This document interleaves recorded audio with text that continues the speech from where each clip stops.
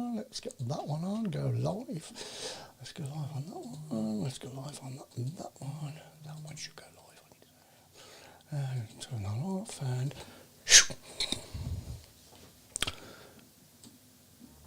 We are the lads from the Tilton. We'll support you till the end of the day. We're so happy following the blues. We love you, what more can we say? Birmingham's the team, down at St Andrews. We are all supporters of our team. We chanted Super Blues, ringing all around. Now all you blue boys know what we mean. We are the lads from the Tilton. We'll support you till the end of the day. We're so happy following the blues. We love you, what more can we say? Let's hear you in the cup, singing our song, helping and sharing the load. It's worth the point at all when we sing together. We're there at the end of the road. We are the lads from the Tilton. We'll support you till the end of the day. We're so happy following the blues. We love you, what more can we say? We have a team that's tops here at St Andrews. They gotta give us what we're longing for. It's Birmingham forever, let's hear it from the stand. So come on, sing this song once more. Talk show is exactly what Monday nights are made for. Welcome along. I've got an hour and a half of great chat and opinions coming up for you over the next, 1.5 hours. Thank you to Boy Sports for sponsoring us and to our good friends at SAS Autos and boards the Labour Club. Did see the flag on them the other day. Well done. And, of course, Garrison Coffee Company. Thank you very much indeed, guys. OK, so tonight we've got an absolute legless. Danny Sonner couldn't make it. Paul will go into detail. Not Paul, sorry. Mr. Rowe will go into details in a moment why he couldn't. And we'll just crack on with the show. Of course, we welcome guest, legend and superstar that is Paul Devlin. Yeah, who are ya? Who are ya? Who are ya? Wrong one. Mr. Floor. No. Hey, third time lucky. Along with an all motley crew, Brown. Mr. Robe. Hello, everyone. And, of course, Mr. Shee. Good evening, all. Great win for the Blues. That 2-1 win against Preston away. That's what we want. We knew one was coming. And we looked good. We looked better. We're looking better every single game that we're playing. Opinions. Definitely. Yeah, definitely. Paul, your opinions. All right. It's a real Paul Devlin or Paul Ipkiss? There's two. He's just realised. Classic. Debs, I'll take yours first. Yeah, your connection's not that good, Nick. That's probably why. So. Yeah, it's a bit of a bad connection. No, I mean, fantastic. Obviously, I think that's 3 unbeaten now and back to back wins, which is always great. And like you say, we're looking a little bit more solid each time we go out there. I just I'd like to see us add a few more goals to the team, but no, I mean you can't ask for much more. That two wins on the bounce, so going in the right direction. Definitely. It was a 2-1 win. That's the 3 points in the bag. Is that 10 points now we got? 11. Yeah. 11. Yeah, plus one. Goal. Plus 1 goal difference. When did that last happen? Yeah, It's been a while. We're looking. Sorry, go on. Watching it on Saturday though, I saw a better shape, the whole function of the team. Everybody seemed to know where their jobs were, where their responsibilities and their roles were, and it just looked a whole lot better. Mm-hmm. Yeah. We're certainly a lot more organised defensively, and we have been all season, to be honest, since he's come in. Yeah. So since the league started. Obviously, what we were saying before was, and everyone's more or less saying, is that we were lacking that attacking threat and that cutting edge, and he seems to have brought that in now. Certainly look better going forward with Lecco and McGree as well, with San Jose in the back three on Saturday, pinging the passes forward. He's quality, isn't he? Really good player. So we look good, and we played Duke to his strengths as well on Saturday, didn't we? He was holding the ball up. He had the pace of Lecco on the one side, and then better in the second half. And it's looking good, and you don't want to get too carried away though. We got Wickham at home, obviously coming up, and you'd like to think we can get 3 wins on the trot. But it's the Blues we're talking about, innit?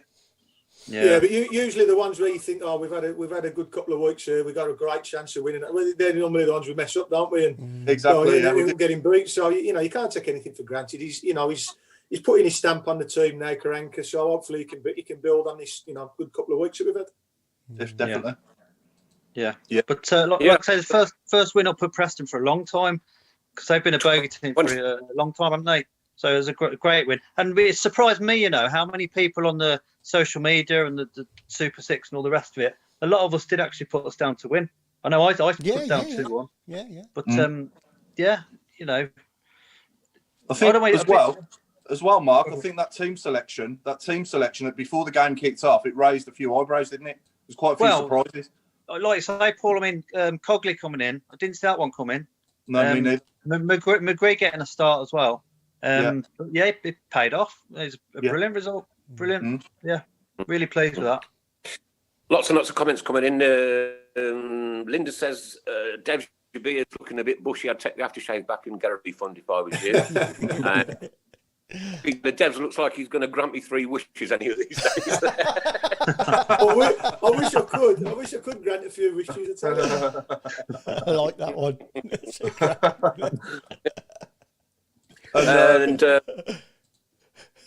And just a couple of minutes ago, wants lots of Barry Rice stories tonight, Devs. If we possibly could have a few of them. Oh, but you can't. The best ones are you can't tell them, can you? That's the problem. We haven't got 5 hours. No. Yeah. Shout out as well for Everidge's save at 2-1, obviously, to stop it going 2-2. That was just a great save that he tipped over the bar, wasn't it? Yeah. It was a great game. He's going to be a great goal. Nigel Mansell's thoughts on it. I think he's an absolute quality goalkeeper. Yeah, definitely. He is, No, he is. I mean, you can tell. Dev, you can tell me this, but a good goalkeeper wins your leagues, doesn't it, and gets your promotions and stuff. It's massive. They're always the first ones to get criticised because you can't hide as you're a goalkeeper. You can be a centre forward and miss 3 chances in a row and then score your 4th one, and you're still the hero. You can't get 3 goals in a row and save the 4th one. So it's a really specialised position, and it just breeds confidence. You look at all the good teams down the years; they've always had a good, solid goalie, and I look back in my however many years watching the Blues, and we've probably been blessed in that position as much in my lifetime. With the likes of David Seaman, Tony Coate, and people like that, Joe Hart, Ben Foster. We've had great keepers down the years. So it's a vital position. Absolutely, yeah. I think we did well to get him, didn't we? Yeah, we did. Yeah, definitely. Well, we did well. Sorry, Nick, your connection's bad. What do you say? We did well to get San Jose as well, to be fair. I think he had a great game. I did. Yeah, I think he's. When you think about the players that didn't start the game, Colin was on the bench, Friend was on the bench, Clayton was on the bench, Hogan was on the bench, Beeler was on the bench. These are players that were starting week in, week out not so long ago. Yeah. Well, it'd be interesting to see if he puts them back in, wouldn't it? Yeah. If he puts them back in, Didn't Hogan start, Paul? No, Stjukovic started. Yeah. Do we think he meant that overhead kick? Do you think that overhead kick was a shot? He's assist when he overhead kicked it. Think he went to shoot there? Yeah. You've got to believe. Yeah, You've got to believe, Paul. It weren't a shot, was it? You've got to believe. Nigel just says Lako's looking as steel. The Barry Fries are coming in already. Great goalkeeper. Hi everyone. Keep what's on, said Nicholas. Evening all, says Matthew. What was Barry Fry's pre-seasons like? I don't think we've had that one for a while. Dunstable Downs and just run up and down Dunstable Downs until you throw up because it was on his doorstep. That was it, really. You'd have to go from Birmingham down there. Really? I mean, I was lucky, really, because I didn't do a pre-season with him. He signed me halfway through the season, and then obviously he went at the end of that season, and Trevor came in. But I spoke to the lads about it. It was just, I don't think there was anything technical about it. It was right, get up them hills and just run till you fall over. Brilliant. Yeah, just going back to the keepers as well, Graham's just reiterated that we've always had top keepers, and we've got another one now. Yeah, crikey, yeah, absolutely. That's some fantastic. And you know, a solid defence as well, obviously, as well, doing it, having a solid defence behind you as an attacking player, I'd imagine, again, as well as a good goalkeeper. Everything's built from the back. I mean, ultimately, your forwards always get the plaudits because at the end of the day, they do the most difficult thing that there is in football. They score goals that win your games. But you know, you're never going to do any good as a team unless you've got a decent defence, midfield, and forward line. You know, you've got to have it all. Yeah. No use having a brilliant defence if you don't score any goals. Yeah. No. So you know, we're going in the right. I'm not getting carried away, but we're going in the right direction at the moment. Yeah, definitely. It's the old cliche of having two good players for every position, isn't it? And the squad look together, don't they? Even those who aren't starting.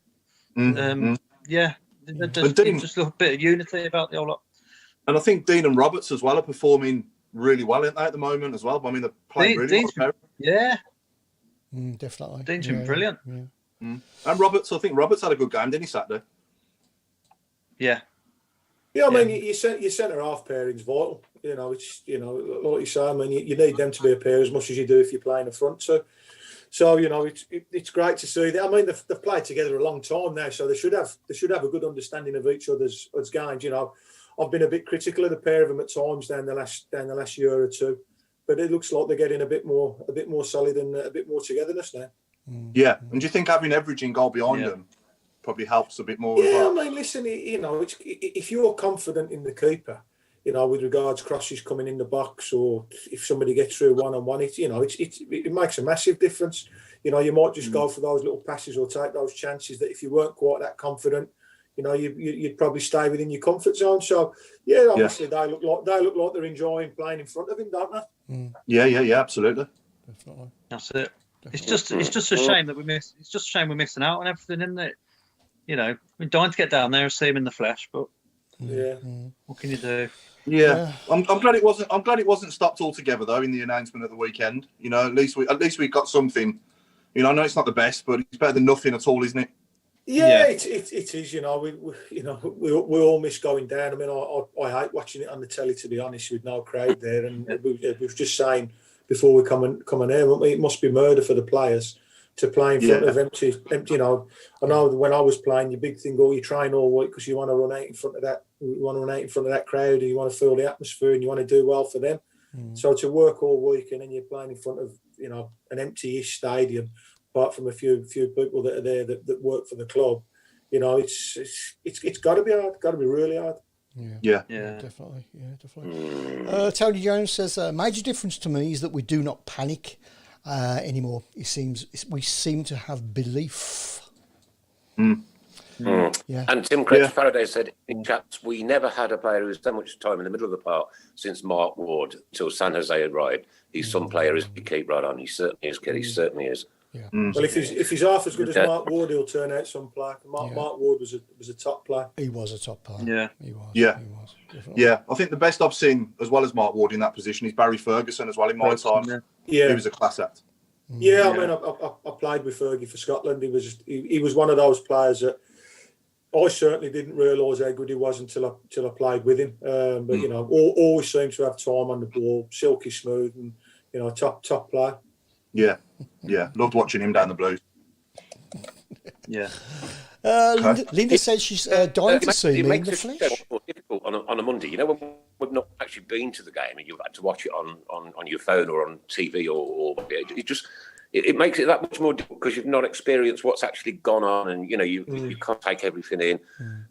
So it's difficult for us fans as well. It really, really, really is difficult because you know what. Yeah. I tell you, this is going to write the season off, isn't it? This is. Yeah. You'd think so. I can't see people getting back down there for this season. No way. Not the way it is at the moment. No, just that journey as well, isn't it? I mean, I went to the club shop You know, last weekend before last week actually, I went to the club shop one of the days because I was off all week, and just that journey driving down the Coventry Road, from the house, and thinking just it's all coming back, isn't it? Going to felt like I was going to the game. It's not just the hour and a half watching the game, is it? It's the build up. It's you getting ready every morning. It's you travelling down. It's having a couple of beers, watching the game, and going in the pub after, and it's your whole day, isn't it? Really. And then, like you said, when you're watching it on the telly or on your phone, you're only focused on where the ball is. You can't see what's going on off the ball, how he's keeping his shape, or where is somebody overlapping. You're just focused on the ball, so it's it's massive, and people miss it, don't they? People miss it. Yeah, definitely. Yeah. And when you watch it on Blues TV, it's a couple of seconds beyond real time, isn't it? So you have to turn your phone upside down. Because if we score, the amount of goals that I've been made aware of and I haven't seen live. And then about a minute later, I'll see it on the telly. So I've started turning my phone. I've started turning my phone upside down during the game. feel like a bit like Chris Kamara, don't you? With the older, did they? Exactly. Yeah. Oh. Yeah. One player we haven't mentioned yet as well is Ivan Sanchez as well down the right hand side. What do you make of him, Dev, so far? Have you seen? I haven't seen a lot of him, to be honest. I haven't seen a lot. Like I say, a lot of the time it's on telly. I can't bring myself to watch because I find it without the crowd there really boring. So I'm not going to sit here and lie and say he's done great. I haven't seen enough of him, mate. To be honest. No, sure. Mark, what are your thoughts on him? I've been really impressed with him. I think he's going to be. Well, when we do get to go again, I think he'll be a real favourite. I mean, hugging that touchline, and you can just imagine the fans behind him. He'd thrive on it, I think. Yeah. Bit of an upgrade on Montero, I think. Oh yeah. I think every position that Karanka's signed a player in to improve us, he's done that, hasn't he? In every position that he's signed a player for. Yeah. I mean, to be fair, Montero. I mean, I know he got a lot of stick, but the one thing I will say about him, at times. He was the only wide player that would get to the byline. I mean, you never see. It drives me mad now. You see these wide players playing on their opposite side and cutting in all the time. I used to love like a Stan Lazaridis or someone like that who's going to get down the outside, get to the byline and stand one up. And when you got someone like Duke in the team, you need that. So, you need it. Well, there you go. A few little technical issues there, sorry about that. Now you get one that goes on it. Yeah, goes on the outside and actually whips across in that. Yeah, you froze then, Dev, for a minute. No, he's back now. You're back now? Oh, yeah. He's back. Signal's not great. So, and then Huddersfield, obviously, that was a good result as well, wasn't it? And loving Craig Gardner's vocals as well when the winner went in. Yeah. Could eat from here, couldn't you? Yeah. That's great, though. It's got to be that sort of passion, isn't it? Yeah, definitely. That's how you want your players to be, and he's he's on a good little run of form at the minute, isn't he? Yeah. Weren't the best performance though, was it? Well, the main thing we won. Doesn't matter how you win, mate. That's all that matters to me. Is just that result at the end. And you know what? You still get fans that moan, don't you? Even when we win. I had a couple of more mates saying, we only had 30% possession and we only had this. There's only one stat that matters: how many you've scored and how many they've scored. That's right. And that final whistle. Exactly. That's the only thing. Yeah. All you can do. To be honest, my neighbour hated me the weekend, cheering our win like a mad woman when his team lost. Nice one. I'm sure we all know who she means. Yeah. Mark? Sorry, I was just going to say, going on about the performance and so on, I couldn't believe the amount of negativity already by some so-called fans. The moaning and, he's been here 5 minutes, Cranker. Yeah. Some are saying, it even took Klopp and Guardiola a couple of transfer windows, didn't it? To get to that level that they're at now. Yeah. You've got to give them at least a season, but it's been ridiculous, some of the outpouring. It's been a joke. It doesn't happen anymore, though, does it? It doesn't happen anymore. It's two bad games, or one bad game, or two bad games in Dean Smith's case. That's it. I want you out. Yeah, it's modern football, I'm afraid. It's like Deb said, though, you've got to build from the back, and that's what he's doing. He's building from the back. And now we're starting to, you can tell that they've been working more now going forward after the last couple of games, can't you? Whereas before, it was more defensive. Now it's that balance is coming in, isn't it? Yeah. Go on, Nick. Nick. I remember what I'm saying. Yeah, last couple of games have been better. I mean, first half against Huddersfield, we played well. We could have been a couple of goals up in that game, if you remember. Hogan had the one-on-one, and then Beeler's free kick at the post. And then the rebound from Friend could have gone in. Obviously, was cleared off the line. And then we eventually score. So, you know, we did have the better of the chances against Huddersfield. I thought we deserved the 3 points. Yeah, I mean, it weren't too long ago. Huddersfield were in the Prem. I think people are forgetting that. Oh yeah. You know, good side. Yeah, still a good side. Yeah, definitely. That's it. This is one of the hardest leagues in the world, isn't it? You played in the Championship and the Premier League. Yeah. I mean, would you say it's harder to get out the Championship than to stay in the Premier League? Definitely. I think if you look at the Championship every season, you could pick probably 10 teams that could be there or thereabouts, and then there'll always be 1 or 2 teams that surprise you and get up there. But you know, people, you saw, you know, the pace and that in the Premiership. I found it far quicker and far more physical in the Championship. The differences in the Premiership is just at either end. You might get a couple of chances in the Championship. You might only get 1 chance. They're just more clinical. Premiership is just more clinical at either end of the pitch. Physically, it's easier than the Championship, I think, by a country mile. Yeah. Interesting. I've got a lot of messages coming in. One here from Stab Smith. Hello, my friend Paul Devlin. Paul, just want to know when you were going to pay me for his 2 pints of Guinness. You had after Big Villa all those years ago, and we went on a session. You turned up at St Mary's and St John's about 12 noon with not a penny in your pocket. Good old days, mate. I used to do that regularly at St Mary's and John's. No, that was great times. It was when I first really started playing football when I was about 17 for St Mary's and John's. A mate of mine, his dad, Joe Brennan, God rest his soul, started up a team. And yeah, rest him, Joe. We all started playing, and that was my first sort of first way into football, really. Can't be bad. Was it worth the 2 pints of Guinness? Definitely. It was only 2. Hey, let me tell you, if you only bought me 2, you had a cheap day. And a good comment here from Steve Portman. It could be worse. Look at Forest. Newton is struggling to lift them. That's absolutely true, isn't it? Yeah. And Derby. Pete says they're panic buying cabbage. So again, missed that. Pete Taylor says they're panic buying cabbages in B6. Oh, cabbages, yeah. Cabbages, yeah. And off Got a sort of fake crowd, don't they, down there? Yeah. Off the field question from Grain Hames, what do you think of departures at St Andrews, Colin Tatum, etc.? Oh, yeah. What do I think of the departure of Colin Tatum? He said etc. Obviously. Yeah, it's sad. I've known Tats and Rita for a long time, and they've been at the club. And you know, obviously Rita's been there a number of years, but Tats has been there a few years. But obviously before that, he was the correspondent for the Evening Mail and the Args. So Blues fan, big Blues connection. I think it's always sad when you see Blues people leaving the club that they love. I mean, obviously, I'm not privy to what's gone on. No. Why these moves have been made, but you know, it's never nice to see anybody lose the job, especially in the times we're in today. So, you know, I dropped Tats a little text and had a chat with him the other day and just wished him all the best. He's a good fella, Tats, and you know, I wish him all the best for the future. He's Blues through and through, anyway. Definitely. Yeah. Definitely. And Ray Hobro says, Nick, while we're on the subject of beer, I need my forward. I'll be back one day, Ray. I'll be back one day. Kelly, Paul Devlin, who's your choice now, Houghton or Karanka, or is it all about his signings? Who's my choice for manager, Houghton or Karanka? Yeah, Kelly says, who's your choice now, Houghton or Karanka, or is it all about the signings? He might be talking to me there, you know, because I said I wanted Houghton at the start of the season. Ah, right, okay, yeah. But Dev, if you wanted Houghton as well, you can answer by all means.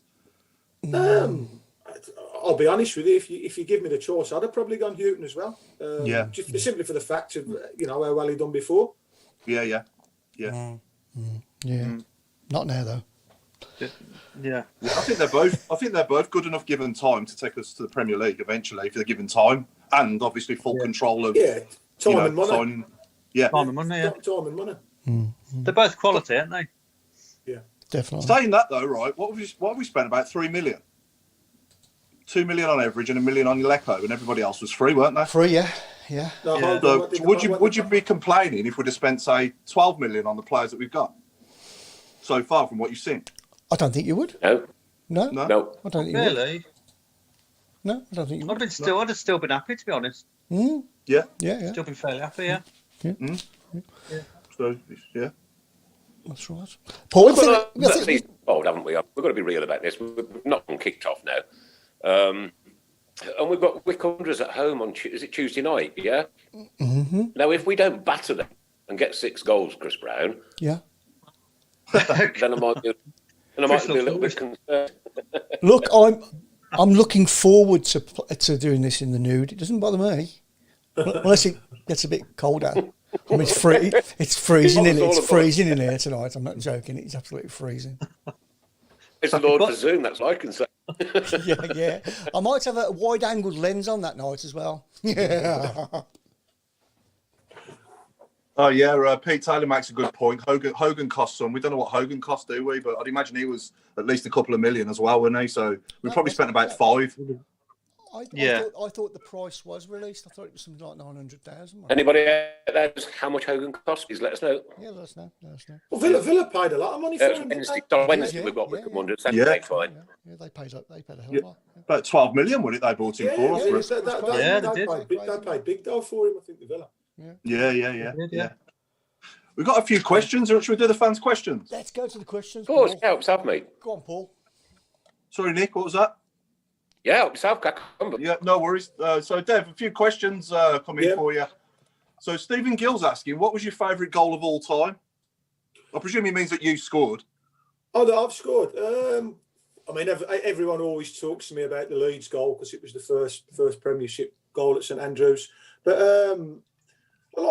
there's 2 really. I scored it about 97. It was goal of the season away at QPR, where I've sort of chested it, I've thrown it and volleyed it in from about 25 yards. And I scored one against Bradford the one day where I think we won 3-2 or 3-1. And somebody's played. I think Jonathan Hunt's played the ball in. I've had a little touch, flicked it over and volleyed it in. So those 2 probably stand up. But I'd probably say the QPR one. QPR way down Loftus Road. Yeah, I like your Wolves one as well. The volley at the far stick. Yeah, the Wolves volley. Yeah. Outside of the foot. That was funnily enough, that was my last game on loan from Sheffield United, and I nearly went back to Sheffield United after that game. Yeah. And are they your favourite goals, like in your whole career, or just for Blues, or have you got any better goals that you scored for anybody else? Yeah, I mean, I was lucky really. I managed to get a few for Notts County, a few good ones, and a few good ones for Sheffield United. So it's really difficult to pick one out. You know, but a big regret was that I never managed to get one at international level. But you know, to get the first Premiership goal at St Andrews will always be something that that I'll be very, very, very proud of. And Paul Gill's asking, what was your favourite blue shirt design that you played in? And there's 2 questions from Paul Gill. And if you could send a referee off, who would you choose? There'd be 2 referees. It'd be what was this? It'd be Ellery and Clattenburg. Yeah, in fact, I'd love to 50-50 the 2 of them in one go, to be honest with you. I hated, just arrogant. I didn't like either of them. And my favourite blue shirt, I like that one that we was on about earlier, the Penguin one, but the first one that I played in, and my dad will go mad at me because it looked a bit like a Rangers shirt at the time, but the round neck one, and Phil Barnett, a pal of mine, actually gave me the shirt the other week. So that was probably my favourite shirt, actually. Yeah, that was the first. Yeah, we'd like the Vicar collar on. That was the first one that I played in. So that one really. Yeah. And Lee Cripps is asking thoughts on the managers you played under at Blues. So obviously you played for Barry Fry, Trevor Francis, and Steve Bruce, wasn't it? Yeah. No, Baz was brilliant. Very, very rare that you'll find anyone with a bad word to say about Baz. Just one of the game's characters. Obviously, but was well documented that never really got on with Trevor. You know, it was a shame. Trevor was he's God down there. But saying that, I had 18 form-wise, I had 18 really good months under him down there. And Bruce was brilliant. I love Brucey. I had 18 months with him as a player. I had over a year with him as a manager at Sheffield, and then he brought me back in a fantastic sort of couple of year period for the club, and it was great to be involved in that period where we were out the Premiership for 16 years to get back up, stop up comfortably. You know, a couple of memorable performances against the Villa in that as well. So brilliant, yeah. You know, just happy days, great days. But Brucey was great. Neil Warnock as well. Neil Warnock's a big favourite of mine. I played for Neil twice as well, and Neil's very Marmite. People love him or hate him, but I think a lot of players that played for him, you know, that they'll speak very highly of Neil. Yeah. And Andy nearly got the Blues job on a couple of times down the years. He was very, very close on getting the Blues job 2 or 3 occasions because Karen and David Sullivan really liked him. And I always say to this day, if he'd have got, you know, all them years under Trevor where we just couldn't quite get over the line when it was Barnsley, Preston, Watford, I think Neil would have got us over the line. You look at his record, I think he's the most promoted manager out the Championship, isn't he? Yeah. So I think he was unlucky on a couple of occasions that he didn't get the job at Blues. Yeah. And Paul Tweet's asking who was the biggest influence on your career? Oh God, that's a good one. I think managers. I'd say Neil, because Neil gave me my chance from non-league when, you know, I'd had trials at Derby, I'd had trials at Oxford, and they'd said no, not quite good enough, and Neil took a chance on me at 19. So Neil, obviously, you know, my dad was a big influence growing up, you know, playing non-league football, and there was a coach that I had in non-league called Brian Kenning. And he was with Chris Wright, who was manager of Stafford Rangers, who were fantastic.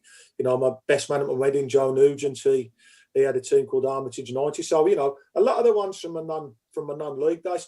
Tony Capaldi's dad, who played for Blues and Cardiff and that, Shuggy, you know, he was a big influence on me. Played a lot of non-league and Sunday football with him, fit as a fiddle, done everything right. So, you know, it'd be really unfair to pick one out, because I think you try and take positives from all the people that you work with. You know, when I used to train with Trevor, and Trevor used to join in training, and he was in his 50s then, and he was still the best player in training. You know, so you try and take little bits from all of them. Steve Bruce, you know, legend of the game, and real top bloke, proper geezer. So. But I was fortunate, really. I came across some really, really good people down the years and played with some, you know, really good people. Made some lifelong friends out the game. Yeah. And John Smith wants you to settle an argument. He's asking, at any point, were you a postman in Perry Common? Postman? Yeah. No. I went to Perry Common School. It's not called Perry Common School. It's called North Birmingham Academy now. But I did go to Perry Common School, but I wasn't a postman. Unless you saw you trying to get something out of the post boxes. Yeah, mate, that's probably more like it. Scott Road saying, playoff final for Norwich. Did you pick your spot for your penalty, or just hit and hope? No, I always just hit and hope. I never picked a spot. My thinking was, I always tended to go to the keepers. The only time I ever went the opposite side was when I took one for Sheffield United against Blues at Bramall Lane, and Benno was in goal. And I thought, he knows where I put. Because I always used to, my thing was hit them hard. And I always used to either smash them down the middle or to my left, the keeper's right. So the only ever time I put it to the left, I had to put it to the left against Benno. But I always, my sort of thinking with it, if you hit it hard, he's not going to hold it. He can't hold it. If you try and send him the wrong way and roll it in and be clever and have one of these daft run-ups, he's got a chance of holding it. And I was lucky, you know, I scored a lot more than I only missed a couple down the years. But I just used to blast it to my left, really. Yeah, unstoppable, most of them were, weren't they, to be honest? Yeah, sorry, Nick. Going back to the playoff final, Dev. Mike Hill is saying good evening from South Africa. He's running a bit. Gregor is saying good evening from Porthcawl. We've got somebody else on from Scotland. So we're going worldwide again. Right, sorry, Mark. Off you go. No, so I was going to say, Devs, going back to the playoff final, did you practice the penalties? Yeah, religiously for you know, a good couple of weeks. The lads that were down to take them, you know, every day after training, we'd be practicing them. You know, we'd stay out for an hour and listen. I don't think it would have made any difference if we'd have practiced them 100 times or none. You take a penalty in front of the lads on the training ground. It's a lot different to taking it in front of 75,000 people with millions of people watching. But we had some really good penalty takers, and I was quite confident when it went to penalties. I mean, I know it's always a lottery, but you know, we had some lads who could take a penalty. So you know, I wouldn't say I was certain, but I was confident that we could win it. And we had a nice big keeper in Nico. We had a nice big keeper in Nico Vasson as well, didn't we? Yeah. Well, let me tell you, when you're walking up to take a penalty in the playoff final, the keeper, all the keepers look about 12 foot tall and about 15 foot wide, and the goal looks about that big. Yeah, yeah. Nico was a big imposing lad. Nico, when he's standing there like that, it would have been difficult. Yeah, definitely. Yeah. Sorry, Great Mark. question. Just Luke Acton a few minutes ago. I'd love to pick up on this one if you don't mind, Paul. And you can go back to questions. Yeah, Devlin, do you remember the second game where Gary was virtually unplayable? What a performance! Best I've seen down the Blues. Which game? Southampton game where Gary was absolutely. I do. I remember the game, and he was an unbelievable talent, Chris, and real good fella as well. Real nice bloke and great to have about the place. And I just, I've said it a few times. I think he was that season where we stopped up comfortable and we did the double over the Villa. He was like the cherry on the cake that season to get a World Cup winner and a European Championship winner and someone of his pedigree to come and just play out the last throws of his career with us was unbelievable. I mean, it was completely out the blue as well. None of the players knew he was coming. It wasn't like, oh, he's coming. No, he's not. He's coming. It was just one day he was there. Yeah. Yeah. Yeah. When you look back, Paul. I was just going to say, when you look back at that team that we had then, I mean, that transfer window in 2003, when we signed Upson, Clapham, Clements, Gary, that team that we finished that season with was just great, wasn't it? Brilliant. Yeah, I mean, I think his first few signings, Brucey, when we got up, were great. I think Upson and Cunningham were massive because they formed a great partnership at the back. Matty was very quick, very physical, and Kenny was just read the game so well. So I think Brucey's first few transfer window, and obviously later on he bought Sav in, and Sav was brilliant for a couple of years, wasn't he? So I think he did well, and I think as time went on, then your Gronkiars, your people like that, maybe wasn't so good. But I think his first couple of transfer windows were he bought really, really well. Yeah, definitely.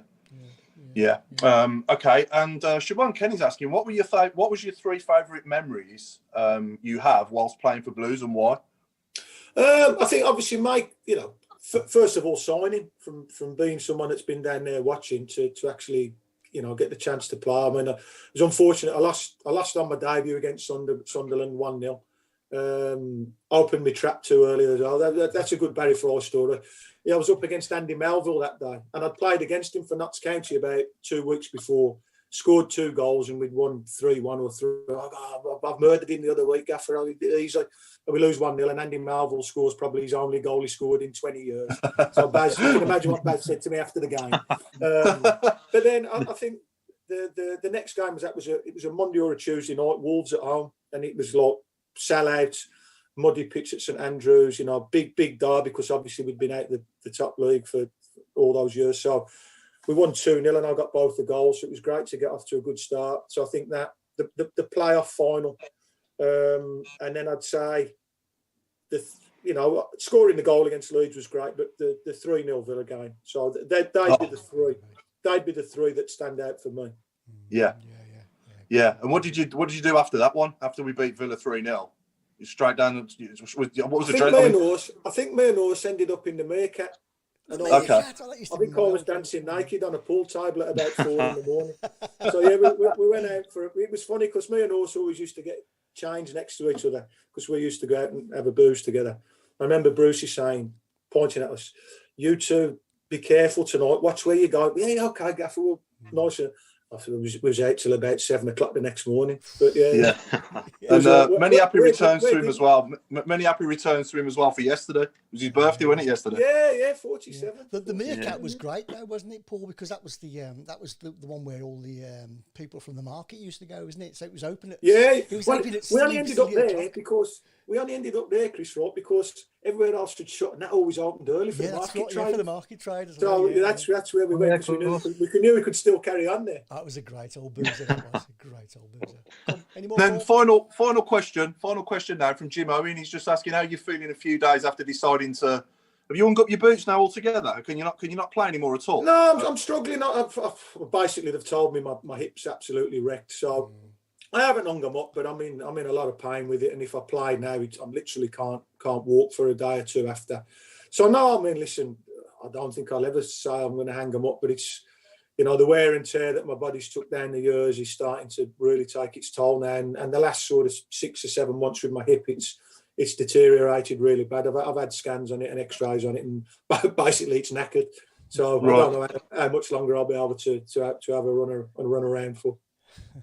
Ray wants to know, whose boots did you clean, and do you remember who cleaned yours?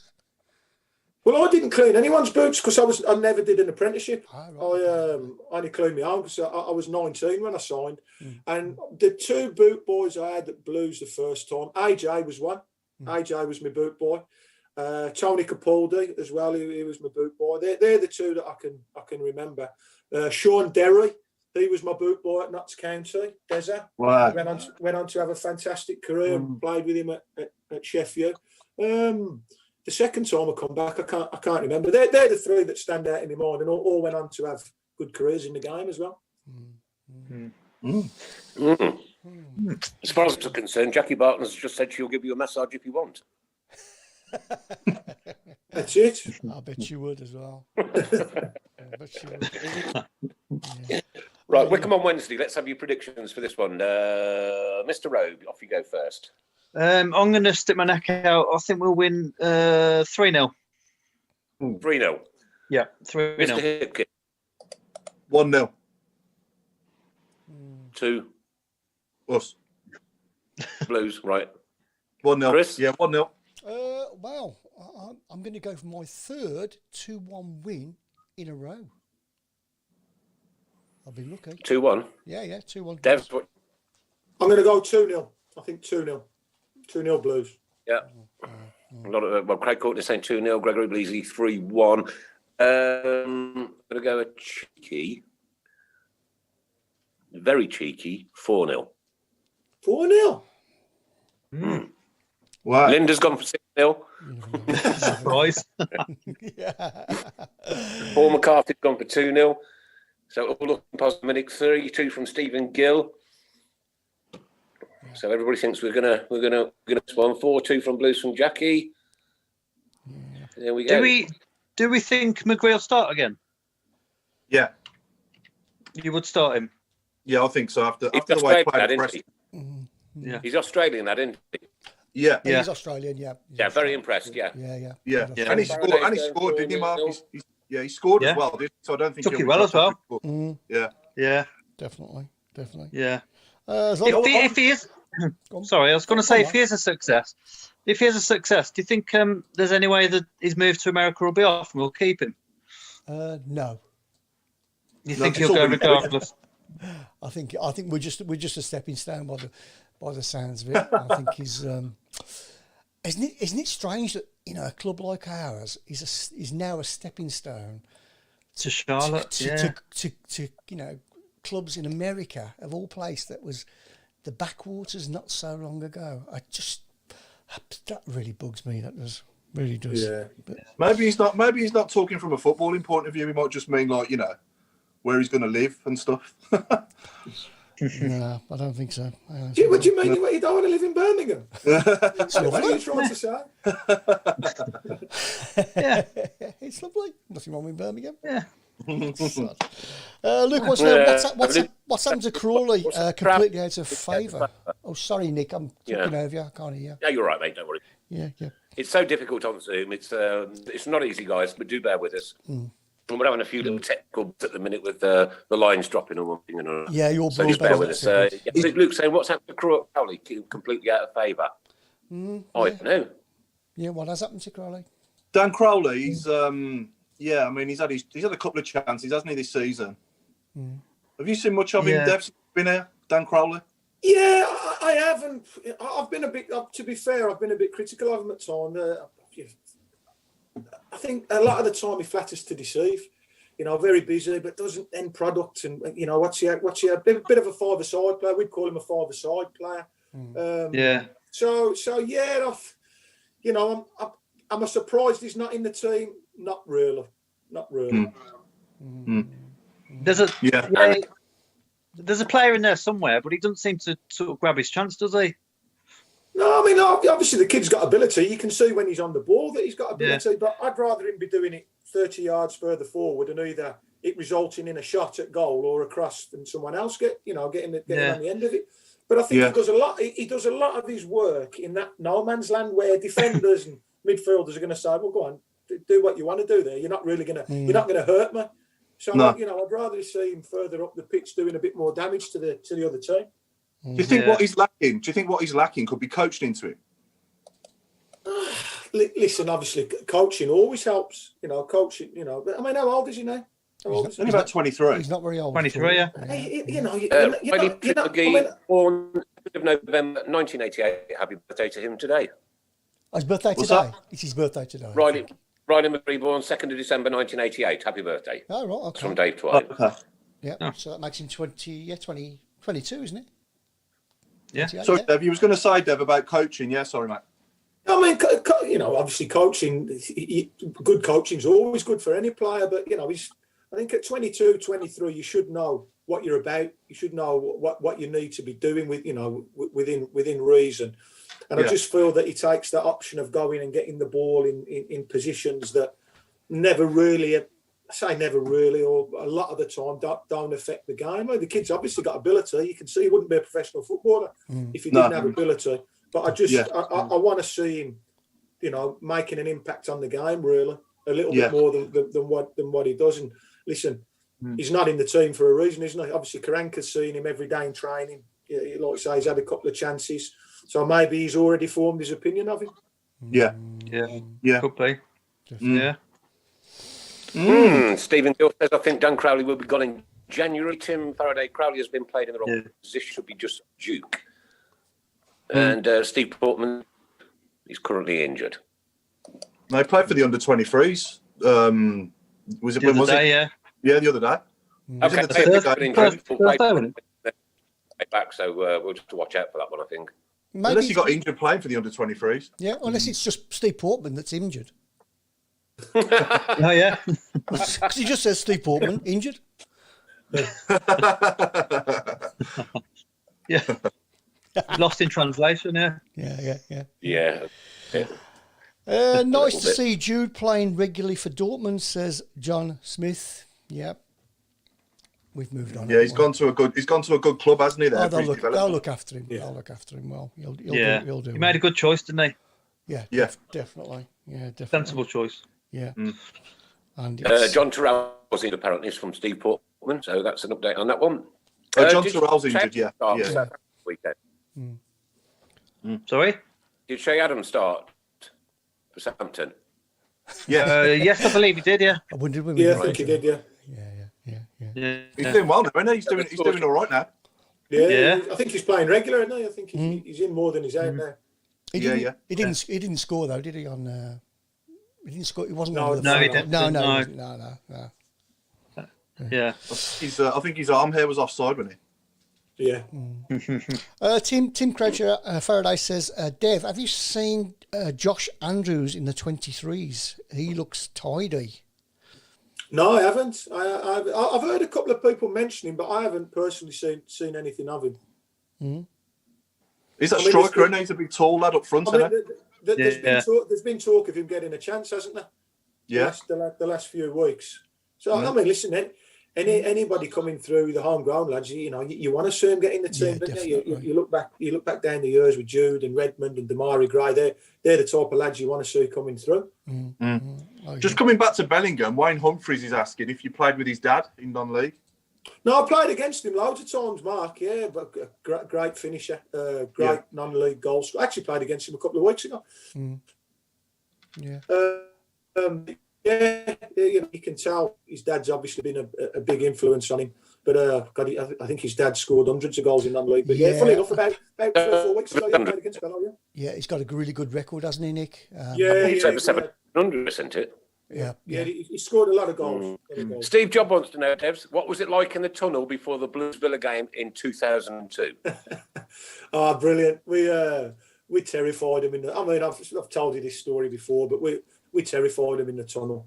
We had Grange and Horse and myself and all that. We was smashing the tunnel and shouting and bawling. And especially their foreign lads, they were just looking as if to say, "Who's these bunch of nutcases there?" And we had them. And if you get Jeff on or Grange or people like that, they'll tell you we had that game beat before we walked out the tunnel. We had them beat before we walked out the tunnel that night. Yeah. Terrified them in the tunnel. What was it like waiting around all day to play that game as well? Because just the build up to it, you know, because I remember I did quite a lot of press with Jono and who was the foreign kid that played that was really disparaging about us? Malberg. Malberg. Malberg. Yeah, John. He was really condescending that, and we did that. Me and Jono and Malberg and Ian Taylor. I mean, Ian Taylor's a good lad, to be fair, and the build up to it was all week, and you were doing an interview, and you just want it out of the way because it had been that long, and it's obviously the first ones at St Andrews. You just want to get it done, dusted, and hopefully win the game, and to win it the way we did, and then obviously the Encoming thing and 3-0, and I've got to say it's probably the best atmosphere I remember at St Andrews playing. I felt like the whole ground was moving, so it was brilliant. And then obviously to get the return leg out the way, and then do them again. It was the perfect double, really. That first game was unbelievable. Just the whole build up to it, and I saw Clinton interviewed on Talk Sport. If somebody put something on Twitter, and even he was saying he didn't realise, because obviously he's a London kid, how big that game was. And he said, look, the lead up to the game and then driving to the ground, and he said, I realised how big the Blues Villa game was. And I think you get a lot of the lads who are not from Birmingham, who don't really see it. I think they're shocked. I think. And then when they're playing it, they realise it's it's a big game. It's massive. Yeah, it's massive. Yeah. It's a massive game. Yeah, I just remember the floor bouncing below me when we were 3-0 up with about 4 minutes to go. Yeah. And we were all singing "Can we play you every week?" and it was just amazing. So enjoyable, wasn't it? Great times. You're going back to the tunnel episode. I mean, that would have been great if that would have been videoed, Paul, wouldn't it? That build up, you could play that every week. Then that would have been fantastic. To be fair, we had some lads in that team that could play and that could kick a little bit as well. Some aggressive lads in there. So you can imagine, we're all in the tunnel. We're all pumped up to the nines, the adrenaline's going, and it's like you're banging and you're swearing and you're shouting. Yeah. And like I say, a couple of them, I think, Larson and Melbourne, they just looked what's going on here? But it was great. I think you couldn't have wrote the script for a better outcome with that game, really. If somebody said when we got promoted, right, you're going to play Villa, you're going to beat them 3-0. The keeper's going to make a mistake that's going to be remembered forever. Forever. Yeah. You wouldn't have believed people, would you? And another day named after him. Yeah. We name it day after, don't we? Yes. Oh, yeah. Luke Hatton said, as is the only derby that kicks off at 12 on a Sunday, capacity reduced. To know the derby in the country has that, and that speaks volumes. Yeah, it's a shame. Yeah. Yeah. It really, I just remember I was working in Castle Vale in 2002, and I just remember, but it was only me and one other bloke in the whole place, and there was a good 200 people worked at the place I worked at Betterware, and there was only me and one other bloke that were Blues fans. Everyone else was Villa, so it was just so good to go in the next day. It was just unbelievable. It was brilliant. Yeah. Says me and my mates were offering the fans tissues. Yeah. I love that. Question for Devs from Ray. What was your first game to attend at Blues as a kid, as a fan? Do you know what? I think it was in the early 80s. Oh, God, you're going back a lot. My memory's not great. And I think we played Ipswich, and it was that really good Ipswich team with Mariner and Alan Brazil and Paul Eric Gates. Eric Gates. So it would have been early 80s against Ipswich. I think we lost about 3 or 4-1. I mean, like I say, my memory's not brilliant, but I remember it was a real John Walk, Russell Osman.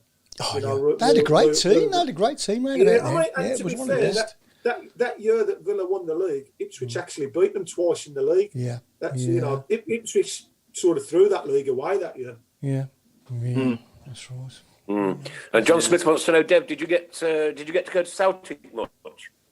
Yeah, I used to be in the Celtic supporters club as well, me and my dad. So we used to go up the Gothic pub that was in Hockley in town next to the Minerva Vaults. We used to go up every other week to home games. So we'd alternate. So I go up there. There used to be some fun journeys on that minibus up to Glasgow. So yeah, I used to get up there a lot. Been to a couple of Celtic Rangers Cup finals, few derbies. So I bet they're tasty, aren't they? I bet they were tasty. Well, let me tell you, nothing like it, I suppose. If ever anyone gets the chance, I mean, obviously I didn't one.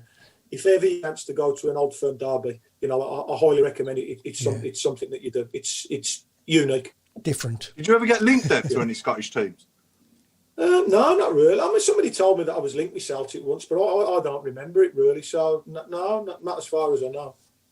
What about what playing abroad, Devs? Were you ever linked to anyone abroad? Yeah, I mean, there was talk at one time of Torino. Torino wanted to sign me, before I left Blues. It was probably about 6 or 7 months before I left Blues. Graham Souness was the manager then, and he had me on trial up at Liverpool when I was 19. So there was a little bit of talk of that. Obviously didn't materialise. And then at the end of my career, when I was leaving Watford, I could have gone to America and played in America for, I can't remember which, it was one of the New York teams. Yeah. But I didn't fancy it. What? Even the money. You didn't fancy swapping Sutton Coldfield for New York? No, listen, it was either going to play for one of the New York teams or sign for Warsaw.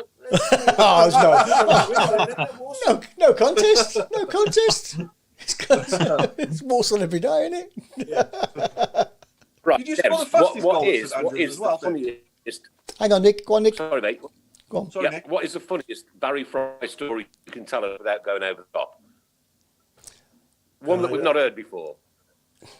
I remember, and it wasn't at the club actually. I remember. Am I allowed to swear or not? Yeah. Just don't say the F word. No. Okay. No. Right. I remember going to a do at Sutton Town, and Baz was speaking. So it wasn't actually at the club. Yeah. So it was. I mean, Sutton's a big villa area, so it was all full of blue noses this night. And Baz has come on, and Baz don't care if there's women and children in the room. He F's and blinds his way through everything. So he's telling his stories and he's having his jokes and all that. And this one bloke, Blues fan, at the front, kept going, what about Ricky Otto? What about Ricky Otto? Ricky Otto? And he just kept barracking Baz. So in the end, Baz just stops in the middle of what he's doing. And he's reeled off. He said, Liam Dyche, Gary Breen, he's reeled off about 10 players that he bought for 100 grand and sold for $1 million plus. Yeah. And he's gone, you're the only, always reminds me about the one that I paid $1 million for and turned him into a 100 grand player. And everyone just burst out laughing. But this bloke just kept barracking him about Ricky Otto. But he anything like that, Baz, was great. And to be fair, he laughed it off and they had the crack about it. But I mean, there's a million things with Baz. I mean, running through the hotel doors, banging the lads because he got pissed at a wedding reception, banging the doors in the middle of the night, and he got to get up and play the next day. Tatey tells me a great story when they played in Italy. Tatey said he's half jumped out of tackle. Yeah. So he says Baz is running up and down the line doing chicken noises, calling him a chicken, and he's running up and down calling him a fat so-and-so. But you couldn't fall out with Baz. You could have a proper row with him, and then 10 minutes later he'd be arm round you buying you a drink. But he was great, Baz. Yeah. Do you get to speak to him at all, Baz, at all? Now and again, mate. Yeah, I see him now and again. We might be at certain games together and come over and give me a hug and how you getting on and have a chat. I mean, you do see him on the circuit, at different games. So it's great to see him. He's always good fun, Baz. Still the same. Right. How did he No, hang on. One minute. The other week, when Savage was on? Yeah. Savage was on. And you're going to organise that day for him to come out onto the centre circle. Yeah. When we all get back, yeah? Can you organise Baz to come on this for us? It would just be the funny. Yeah. I mean, I spoke to him after he did the show, and I said, "Come down," but he still thinks he'd get a bit of stick. And I said, "Sav, I don't think. No, I think you'd get a great reception." Oh, no, man, he's a veg. Yeah, I think you get a, and I know Sav well. We roomed together for a year or two, and he's a proper guy. He's a real nice fella, good lad. But it would break his heart if he got down there and booed him. Though I got to tell you, it would break his heart. No. I don't think they would. I don't think you'll get a few. What? But I think that hour and a half on this show did him the world of good. Yeah, I think promise you that. Yeah. I really mean. Yeah, and I think looking back, he regrets the way he left. I had a similar situation when I left Sheffield to come back to Blues. Yeah. I just signed a 4-year contract there, and I didn't probably conduct myself in the best way because I wanted to get back to Blues. He wanted to get up to Blackburn because Mark Bowen and Mark Hughes were there, and I think he freely admitted it on the show. He didn't conduct himself as he'd want his lad to do. His lad's in the game now. If his lad was to behave the way he behaved, but it's water under the bridge, and I just think we had 2 or 3 years where he was our best player by a million miles, and I never mind the last 6 months the way it finished. Think of the time that he gave us before that. Exactly. I still saw stuff on social media where people will say, "Well, no, I'll never forgive him," blah blah blah, and he's this and he's that, and I just think, think of the good times that he give you as well. Mm-hmm. Yeah, and if you did come out on the halfway line, if you did come out with him on the halfway line, Dev, you'd have to have another wrestling match, wouldn't you? Listen. Yeah. I wrestled him. I tell you what, 30 times, right? 30 wins. He was useless. He was absolutely useless. It would always end up in me getting on top of him, strangling him until he'll give up, and then I could go to bed. Then he'd be all right. Let's go to bed now. So it was anybody that would walk in. The gaffer would have gone mad for this. Obviously Sav was his big signing, top player. Imagine him walking in, and I've got him. He was always naked, by the way. Oh no! What's going on? I'm not going to be able to unsee that now. He'd back to the room so he could hide somewhere, and then he'd jump out on me like the Pink Panther. But he'd always be undressed for some reason. Yeah, Lindsay's just said, how's the naked wrestling going? Brilliant. And Nigel Mann said Savage had a chat with him and signed my programme rather than warm up. The guy was going nuts. Yeah, that's so, yeah. If you well, and that was great. But if you could have a word with Baz and get Barry Fry, I'd just love to chat for an hour and a half. Oh yeah. Well, it wouldn't. The thing is, it wouldn't be an hour and a half, would it? It would go on for days. Oh yeah, we'd have to start at about 4 o'clock in the afternoon. Yeah, I'd have to have a permanent bleeper ready to, Yeah. Listen, he don't mind his P&Qs for anybody. No, I know he don't. No. He says it the way he says it. He's not minding his manners for anyone. No. Quick question. Did you score the fastest goal at St Andrews as well for us, or was it somebody else? No, I did. I think I don't know whether it was at St Andrews. I think it's about the third, 16 seconds against Luton. I know Brian Hughes got the quickest one because it was the first one of the millennium, wasn't it? He got one in about 10 seconds away. But funny enough, Colin Tatton did say, I think there was one other goal quicker than that at St Andrews, but I think it's in the top 3 quickest goal. I always remember as well, Luton. I was playing up front with Pesh. Took the centre, knocked it back to Grange. Grange just put a great through ball over, and I've nipped in. So yeah, 16 seconds. 16 seconds, yeah. Wow. Brilliant. That's pretty good, isn't it? Yeah. Yeah, great. Yeah. Steve Palmer says Barry Fry's ace. I loved him at the 140th do. Yeah, that was a great night. That was a great night. Yeah. Graham Brown says getting Dublin sent off was brilliant. That's going back to Savage. Yeah. Did they ever? Yeah, they did make up later on, didn't they? I'm pretty sure they must have. To be fair, it was really out of character for Dublin, wasn't he? He wasn't that type of player. But I just think Sav had that effect on people on the pitch. He was such a wind-up merchant. Oh yeah. That I think he just got under Dublin's skin. I mean, I still don't know to this day what was said.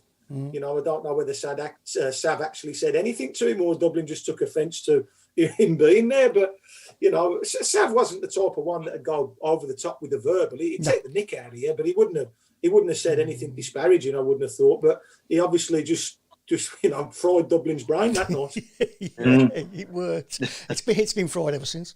Tim says Keith Burton scored one in under 20 seconds, I think. Okay. There we go. Controversy. That's impressive, isn't it? Yeah. Siobhan says certain Blues fans will always moan at something. Players should be used to the positive and negative vibes of the few. As for me, I take each player as they are. As long as they wear the shirt and do the best, I'm happy. That's what it's all about, wearing the shirt. I think I think the main thing we need to be now is patient, because it's a transitional period again. Yeah. Definitely. But it's a project, and it's like you said, it's a project, isn't it? Yeah. That's the mentality we've got to have. Yeah. Excellent. I just don't want to see us struggle this season. 5 out of 7 seasons we've struggled and we've dodged the bullet. You can't keep dodging the bullet every time. Sooner or later you go down. If somebody says to me now, comfortable halfway, and then we'll build again next season, I'd take that, to be honest. Yeah. Mid-table success, to be honest, Dev. Yeah. No, I'd take that. Success, after the last few years we've had, I'd be happy with that. Yeah. Jackie says we saw Dublin in the airport just after the Sav thing, and I shouted, "Hi, Sav and Dublin! Hi, Sav!" And Dublin nearly popped him. Oh no, I can't say that bit. He pooped himself. Just say pooped himself. Yeah. She has written popped. Popped. Okay, yeah. Dev, did you prefer playing the middle or wide left? I remember you had a great spell partnering Paul Furlong. Majority, I'd say 80% of my career I always played wide right. I don't know where she got the wide left from. Wide left. Wide right. Yeah, I always played wide right. I did like playing down the middle. It was great playing with Furs and Big Kev and people like that, because they're just used to, Big Kev especially, he'd cause that much mayhem. The ball had just dropped for me and I'd get a tap in or something. But 80% of my career was as a winger, really. But I did like playing down the middle. The only thing I found about being stuck out wide, a lot of the time you can be on the periphery of the game. You're normally always the first one to get dragged off is the wide player. So unless you had a midfielder that could get you the ball all the time, it could be frustrating being out there. But I love, if I was in the team, I wasn't bothered. As long as I was playing, I hated being out the team. Hated being sub. If I had to play down the middle, great. If I had to play wide, great. But I don't know. Probably wide. Wide was my position more so than down the middle. Who would you say, Dave? You said you hated being sub. How did you deal with that match day? Say that again, Nick. Come again. You said you hated being a substitute. How did you actually deal with that on a match day? Was like right proper Mardy or what? Oh yeah. Right, Titty baby. I hated it. I was anybody that played with me, they'll tell you, I was the biggest moaner and the moodiest person in training on the pitch, because I hated it. It used to do my head in, lads that was content to be sub and content to sit on the bench. Used to drive me mad, because I'm thinking, well, you want to play? Everywhere. One of the biggest sort of things that I take pride in about my career was I was never out of contract. In 15 years as a pro, I was never out of contract, and that tells me that people wanted to sign me, but I was never happy to go. As soon as Brucey told me I wasn't going to be a regular at Blues, I went to Watford. As soon as Watford told me I wasn't going to be I left. I didn't want to go anywhere and just sit on the bench and pick my money up and not play. To me, it was all about playing. I wanted to look back at 35, 36. So, I played 500 games, I scored 100 goals, and I've had a good career. Not that I didn't want to sit on the bench for 4 to 5 years and pick me dough up. So it was always about playing for me. And I handled it badly. I hated being sub. I hated getting brought off all the time. Yeah. And playing through the middle, who was the best? Sorry, Nick. Go on, Paul. I'll ask just one question because it relates to that. So in Paul Devlin's opinion, right, 500 games, 100 goals, how much would Paul Devlin be worth on today's market? 300 quid.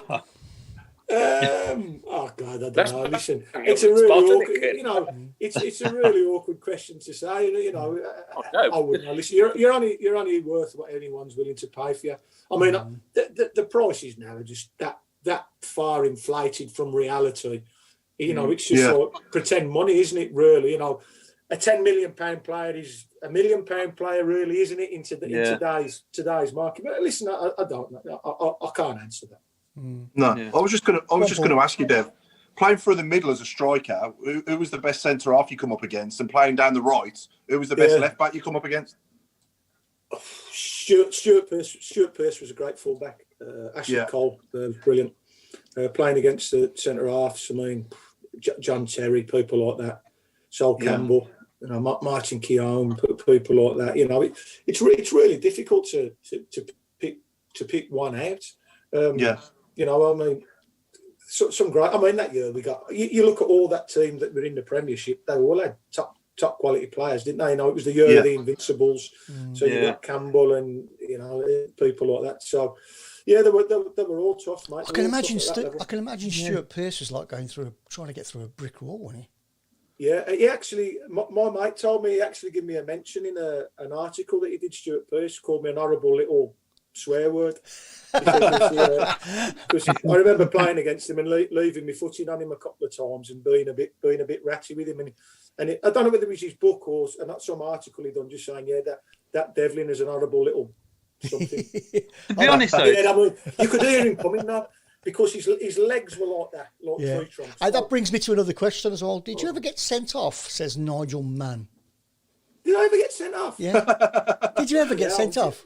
They did not watch me down the years. Yeah, I probably got sent off nearly as many times as I played. No, I got sent off far too many times. Probably, I don't know, 8, 9 times. Really? Yeah. My record was 6 minutes at Molineux. That was my quickest ever sending off. But yeah, I mean, who did you go through? Mo Kamara, the left back. 6, and I'll tell you an interesting story. That was my in-laws' first ever time they come to watch me, and they were a bit late getting into Molineux because my dad was having a beer. So they're like going, excuse me. Said they sat down. Said as soon as they sat down, they looked up and I was walking off. So my dad's got strapped back up and took them back out to the boozer. And they saw 30 seconds of me walking off the pitch at Molineux. I love the bit. I love it when Steve Jenkins scores the own goal. Is it Steve Jenkins? Steve Jenkins scores the own goal when he heads it in. Oh yeah. Yeah. I shouldn't have. Yeah. When I ran up to him and celebrated in front of his, and he got sent off as well, didn't he? Shame. Honestly. Yeah. That was just one of those, because I think that was late on. Yeah. It was a going back to Stuart Pearce, though. Go on, Mark.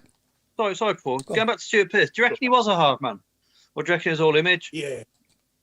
He was a hard man. No, I'm on about hard on the football pitch. I don't know whether he could have a scrap, but he was hard on the football pitch. And I'm telling you, you'd be receiving the ball and you could hear him coming. It was like a bloody ball was running down to get you. But yeah, he was tough. The veins used to stick out of his neck when he used to shake. Yeah. I remember seeing and he could play as well. He could play as well, though. You know, he was a great player. Yeah, I mean, I remember actually, you know, what a fullback that I didn't mention and I should have done. When I made my debut for Notts County, and bear in mind I'd only been out of Sunday football 6 weeks, and at that time Kenny Sampson was the most capped fullback for England. He had 86 caps for England, and he was at Coventry and he was coming to the end of his career. And I remember playing against Kenny Sampson. I think he was 36, 37. I was 19, and I'm thinking, I'm going to run all over him today. Never had a kick. Never gave me a kick. I mean, he was only a little fella. He was probably a little bit smaller than me, but he was so strong and so quick and just a really good footballer. And that always stuck out in my mind as well. Yeah. Mind you, I think Tebley'd have Pearce. You know what? I spoke to him the other day. I spoke to Tebs the other day. Oh, right. Yeah, messaged me on Facebook. Yeah, he's got his cognac vineyard or something, hasn't he, over there? But Tebs was a great lad. You know what? I had a couple of spells with Tebs at Sheffield and Blues. Real good fella. And let me tell you, he was hard as nails. He was hard as nails. Oh, yeah. Well, yeah. Yeah. So of course, one of the only old school players to still have his own song that's active. That's right, yeah. Team of Tebley, yeah. He'd be another amazing guest, wouldn't he? Tebley. If we could get Tebley on that. Yeah. It'd be great. It'd be a great guest. Do you speak Send English? us a bottle of wine. His English isn't great. His English isn't, well, it wasn't great. I mean, I wouldn't imagine it's going any better if he's been living in France for the last 20 years. But he can speak English, mate. Don't get me wrong. Well, listen, when he was at Sheffield, he was devout, married man, and didn't drink, didn't smoke. He had 3 years at Celtic. He come back, he was divorced, he smoked, he drank. He done everything called English, lads. Done. Glasgow finished him off for 3 years. I would do, wouldn't it? Okay, we're into the last 15 minutes, lovely, believe it or not. And it's God. that time of year. Let's put the clock back an hour. Is it back or forward an hour? I don't know. And of course, it's Halloween and bonfire night. We're not really about to celebrate either of them. So the last 15 minutes tonight is anything to do with Halloween and or bonfire night and football. Anything to do with Halloween and bonfire night and football. Here you go. Make me laugh. Oh, God. Paul Devlin. Yeah, well done. Well done. Oh. Right. Oh. Excuse me while I nip off for 2 seconds. How about Frankenstein Worthington? Oh, what one? Frankenstein Worthington. Yeah. Yeah, I'll go with that one. We got a game Saturday as well, haven't we, before the next show? So we got Wickham Wednesday night. Yeah. And then Saturday. Have we got Saturday? Yeah. Anyone know? Yeah. No, I don't know off the top of my head, mate. You know what? When it was Crows, Shay Adams' family. We got Bournemouth. We got Bournemouth at home on Saturday. Bournemouth, that's it. What do we reckon to that? Nicky Banger. Oh God! Somebody will tell us who we got out. When it was Crows, I'd know pretty much, the whole season, Paul. It'd be mapped out and planned. But I can't into it at the minute. Can't get into it. Shay Adams' family, I like that one.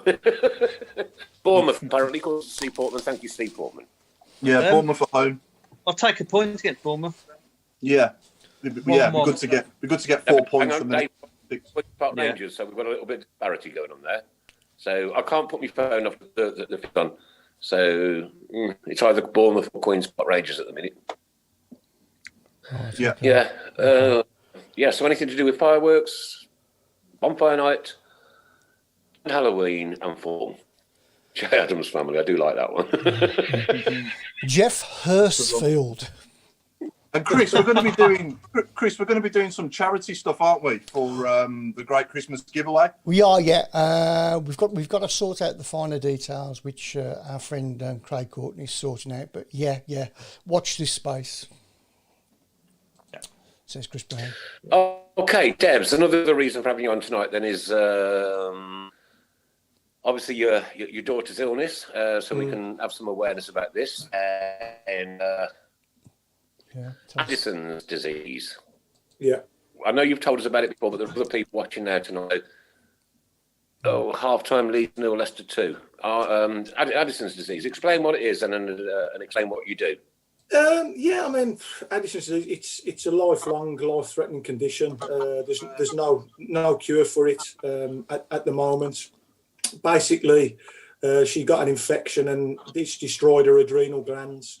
So she doesn't produce the hormones that the adrenal glands would normally produce. So basically, anything to do with stress, illness, accident, things like that, she doesn't produce the hormones that can fight it off. So it's lifelong medication, and we just have to be, obviously you can imagine with Corona and all that's going on now, we have to be really, really careful. We have to get her up at 6 every morning, give her steroids to basically keep her alive. So I'd never heard of it until 2 or 3 years ago when she got diagnosed with it.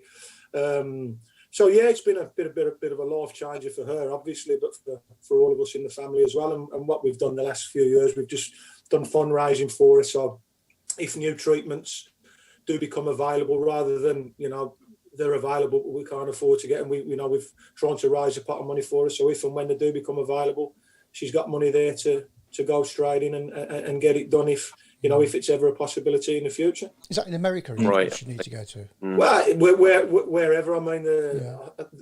Because it's such a rare disease. I think there's only 150,000 people worldwide got it. It's quite a rare disease. So there isn't a lot of specialists out there looking into it. And I know that the top one in England's Professor Hinmarsh. I think he's based down at Great Ormond Street or somewhere like that. But there, we just hope that in years to come, there's, I don't know whether it's be some sort of transplant or some sort of cure that, just might give her a better quality of life. And it's a strange one because you can look at it and you think it's one of those invisible illnesses where you can't see anything wrong with her. But she can go from being fine to what they call is an adrenal crisis, where basically she can be dying and you've got to give her an emergency injection. And let me tell you, I wouldn't want to go through it again. You're sitting in a hospital and you're seeing your daughter on a table turning blacker and her eyes rolling, thinking that you're going to lose so helpless. I bet the thing is, I bet you feel so helpless as well. Helpless, yeah. There's just nothing you can do. We're lucky because a lot of kids don't survive when they have an adrenal crisis. We were lucky. She's had the one where obviously she got diagnosed. She had another one about a year ago where my wife had to give her an emergency injection, and it was obviously hospital for a few days. But touch wood, she's here, mate, to fight another day. So Exactly, we just, we yeah. just want to do what we can for her. There's always hope. Yeah. There's always hope. And of course, with all the money, there's there's always money going into research and so forth. Listen, Chris, there's always somebody working on it. Yeah. She's only 13, 14 at the minute, so 10 years down the line, 5 years, 20 years, whatever it is, you never know what's around the corner. No, that's right. And there's always people working on these things all the time, all the time, 24 hours a day. Yeah.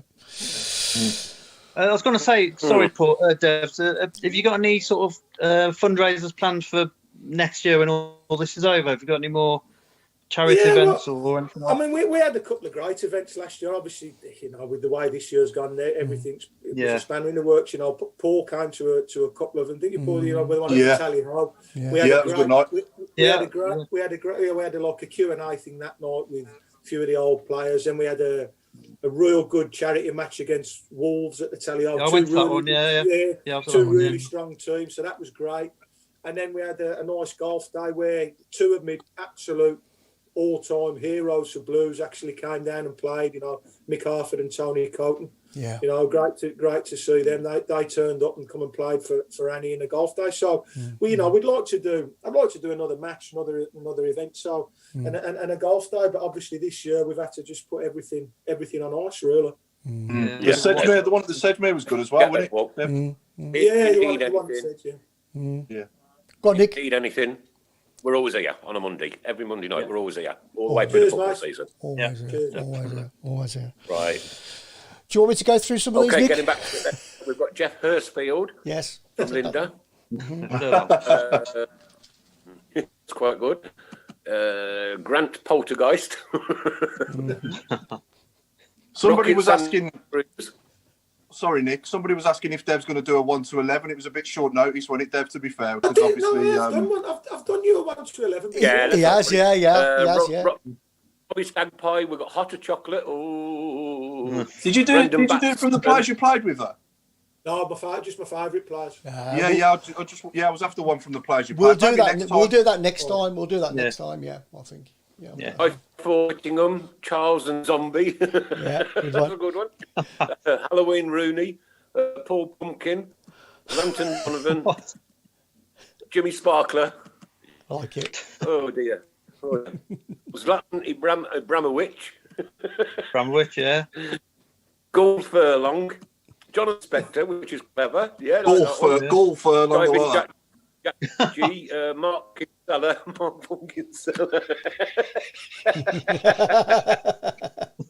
Oh, that's got him now.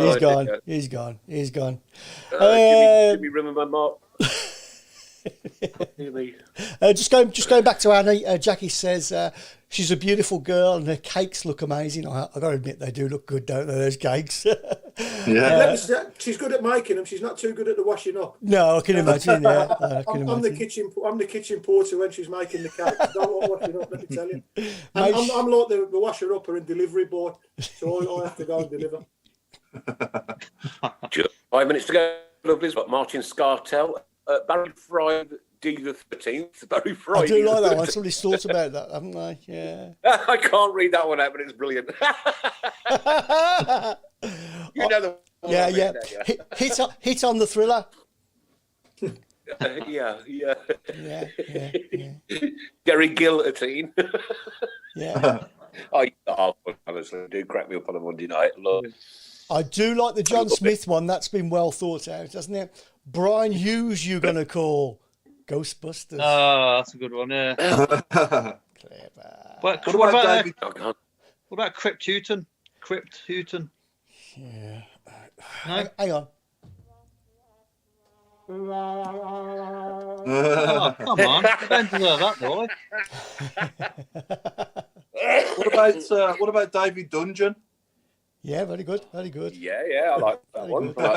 Yeah, very good. Phil Bones. Oh, dear me. And Craig says, as mentioned on the show, the Great Tilton Talk giveaway has been launched, and we will be raising for Addison's as well. And Craig's put the link up as well. So that's something we're hoping to do towards Christmas time. Stephen and Zombie. I quite like that one. Yeah, I quite like that one. Yeah, very good. Very good. Very good. And Dave, one question I asked Marcus Painter last week, and I'll ask you now. Who was the most underrated player you would say you played with at Blues? Oh, underrated. I don't know. I mean, I wouldn't say he was underrated, but I always thought he had fantastic ability. Was Jonathan Hunt? He was probably the most two-footed player I ever played with. Real good ability. I actually played him again at Sheffield, and they didn't like him up there. They hated him up there, so it was a strange one. But I think he got from centre midfield the season before I came 3 hat-tricks for Blues from centre midfield that one year. But I mean, I wouldn't know whether you under was had some really good ability. Mm. Yeah, I think we were sport with Brian Hughes, weren't we? Straight after him, that was the thing. Yeah. Oh, Yeah. I mean, Hughes was a great player as well, and got a lot of goals. Got a lot of goals from midfield. But it's a tough one, that underrated. Because what about Tommy Mooney? Yeah, Moons was a good player, but it's when I come back the second time, I don't know whether he didn't get on with Bruce or he did get on with Bruce. He was sort of in and out a little bit, Moons. But Moons was a top lad and had a really good career, Moons. Yeah. But you talk about people like Steve Vickers. Steve Vickers was really important in that promotion winning team. A very quiet bloke off the pitch, but real good leader. Jeff Kenner, people like that. Yeah. Jeff was a great player. So it's hard to pick one out because obviously midfielders, forwards, goalkeepers.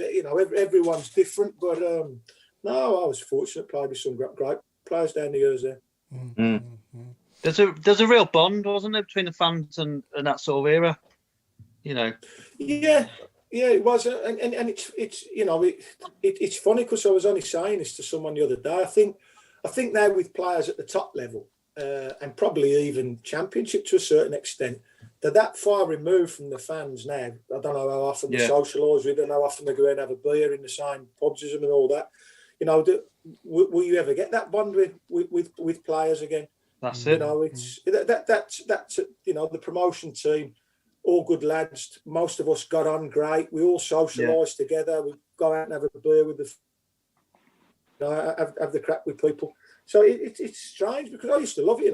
You go and play a game and you go off and have a beer somewhere and you'd be talking to somebody about the game and what's happened there, why did you do that and what. So that was all part and parcel of it for me. But I think those times, especially at the top level, Premier League level, I think they're getting that far away from the people that go and watch them now. Yeah, definitely. I think that's what money does for you. Sorry, Nick. Go on, Nick. What money does for you. It does, yeah. Yeah. Nick, I'll just read a couple more, and then you'll have to. I'll pick my winner. Okay, yeah, we've got Darren Curse, which is a good one, and Lee Vamp, Nigel Sphinx, Tommy Cowell at the Mooney, Trevor Fanfix, Grant Poltergeist, Carlos Boo Robin Vampire C, Barry Hornet, and I think that'll do. Darren Curse at the end. Yeah, that's a good one. Yeah, Darren Curse. Well, yeah. Go on, Nick. Thanks ever so much for stepping in, Debs. You're always welcome on the Tilton Talk Show, as you No well. worries. And you're a friend of the show and a top bloke and an absolute leg blues, mate. And seriously, we've got so many memories between us, and I feel sorry for the little kids nowadays because they never got to see you because they were some proper occasions. Good. Well, sponsored by Boyle Sports, this has been the Tilton Talk Show. We'll be back here next Monday. 2 games to talk about next Monday and hopefully 6 points to talk about, but we'll have to wait and see. Thank you to Boyle Sports, our principal sponsor of Birmingham City Football Club, SAS Autos, our friends at BHST, and of course, the Garrison Labour Club and the Garrison Coffee Company. That's it, well done. The Garrison Coffee Company. I did mention it. I know. Unfortunately, we've got to go. It's time to go. That's sad. So from Mrs. Brown. Good night. And from Mr. Robe. Good night, everybody. Stay safe. Mr. Hicks. Good night, everyone. And from myself, good night. And of course, from Paul Devlin. Right. Keep right on, everybody. keep the faith, because I tell you what, things are changing. Things are changing down there. Just wish we could go and see. All right, God bless and keep right. Good night. Good night. We'll support you till the end of the day.